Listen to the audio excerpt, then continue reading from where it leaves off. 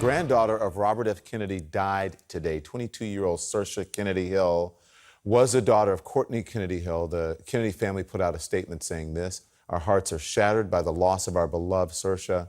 Her life was filled with hope, promise, and love. She cared deeply about friends and family, especially her mother, Courtney, her father, Paul, her stepdaughter, Stephanie, and her grandmother, Ethel, who said the world is a little less beautiful today."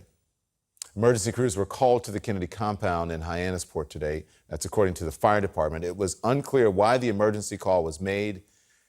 We'll continue to update you on the story as we get more information. This week, Boris Johnson became the UK's new prime minister. He met with the Queen, he addressed Parliament, he appointed ministers, he started making changes. It remains unclear if he'll be able to push through Brexit, the issue that helped propel him into office. But in November of 2014, when Johnson was London's mayor, he came here on CNN with me to discuss his book on Winston Churchill. And looking back, the politically incorrect anecdote he recounts about Churchill is prescient.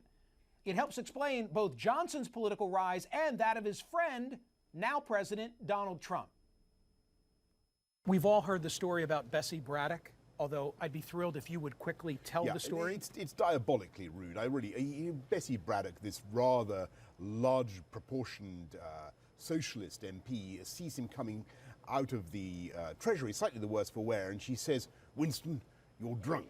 And he says, "Madam, you're ugly, but I will be sober in the morning." And I'd say you couldn't say that sort of thing nowadays. It's too rude. But here's the reason I bring it up. He was generally very funny and very. But he would be too politically incorrect to be elected today. Oh, yes. And what a loss that would be. Are there Winston Churchills among us that could never today run for elective office? They are. I'm sure there are plenty of people whose views are being pasteurized and homogenized and sterilized out of the system by the terror of the twit storm of hate that engulfs them whenever they say something remotely politically incorrect. And I think actually it's one of the reasons why people are so turned off politics, because they feel people aren't speaking from the heart. I gotta say, that is amazing for me to watch. That is 2 years to the month before the election of Donald Trump. And I, very incorrectly, am saying, yeah, but a politically incorrect candidate could never be elected today.